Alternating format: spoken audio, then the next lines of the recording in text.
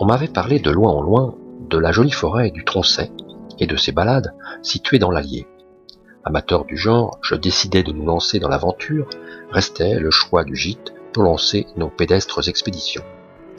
Parmi les 3 propositions situées dans cette lointaine forêt, il y avait les hameaux des Bredingots, à l'orée du bois, les Gourdiflots, plus à l'ouest, et les Cheminots, au centre du massif.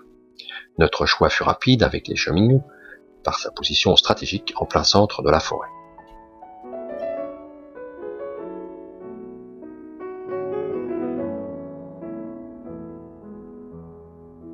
Entre mystère et tradition, la plus belle futaie de chênes d'Europe a une superficie de 10 000 hectares, ce qui la place en surface au 11e rang des forêts domaniales françaises.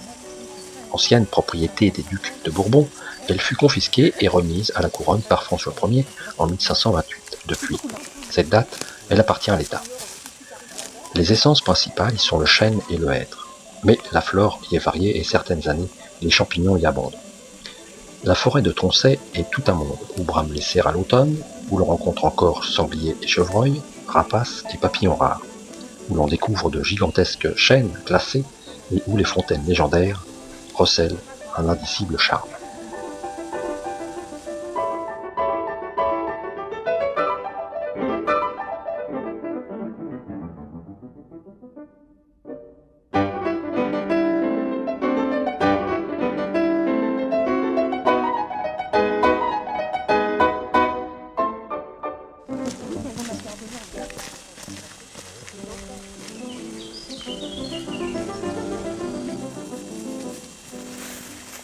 Située à égale distance de Bourges, Nevers, Moulins et Montluçon, au nord du département de l'Allier, s'étend sur quelques 10 000 hectares la plus belle chênaie d'Europe, la forêt de Troncet. Cet important massif forestier est chargé d'histoire. Depuis les premiers siècles de notre ère, on fend les chênes en douelles de faible épaisseur pour la confection de tonneaux. Il n'est de bon cognac, dit-on, que vieilli en fût de Troncet. En 1670, Colbert aménage la forêt en vue de la protection du bois de qualité destiné à la construction de navires pour la marine royale. En 1788, l'industrie métallurgique s'installe au cœur de la forêt, au village de Troncet. Un fer de grande renommée est fabriqué dans les hauts fourneaux chauffés au charbon de bois. En 1824 apparaissent les porcelaines, dont celle de Couleuvre qui subsiste encore. Puis arrive l'heure du tourisme. Le pays de Troncet, riche de sa forêt aux 1000 visages, de sa campagne verte et bocagère, abritant dans ses replis de charmants bourgs les villages groupés autour de leur petite église, offre à toutes et à tous l'immensité d'un lieu où histoire et légende vous entraînent dans un tourbillon de beauté, de calme et de rêverie.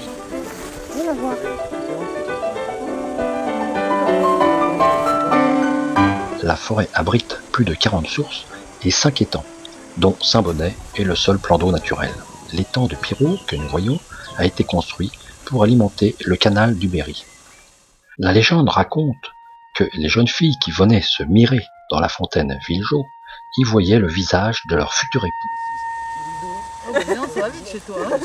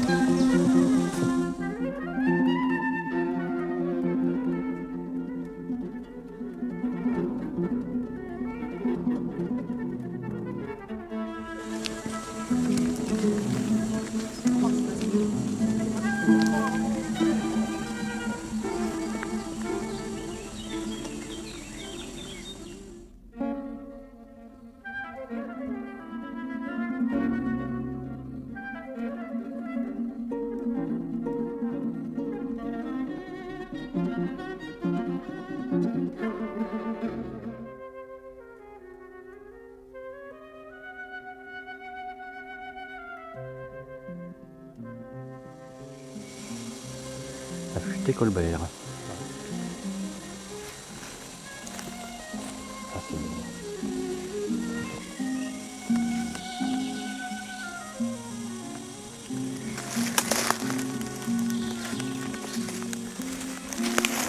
Franchement,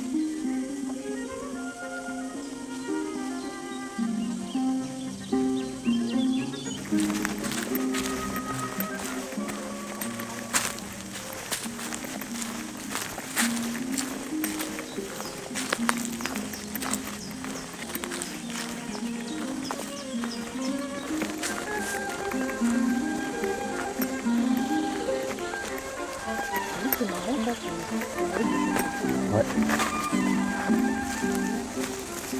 Ouais, on dirait. C'est un chancre? Oui. Ah, je sais pas. Une protubérance galeuse?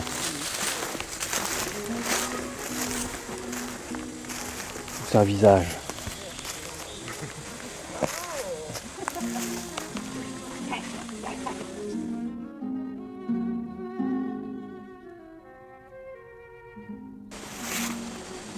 Encore un œuf. C'était sous Mitterrand, ça. Il est né en 1640, tu te rends compte?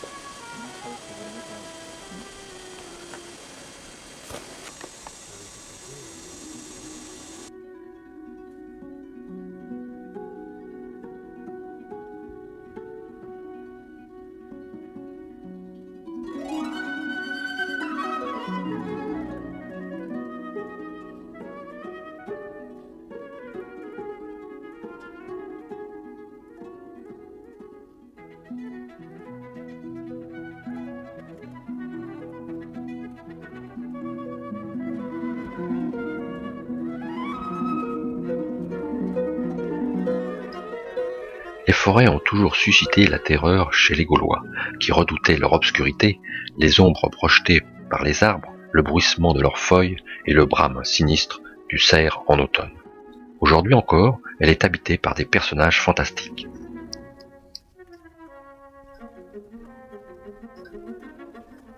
Une seconde légende raconte qu'il y avait autrefois au cœur de la forêt une cité ancienne appelée Io, ou Viljo, merveilleuse cité gallo-romaine d'une époque oubliée.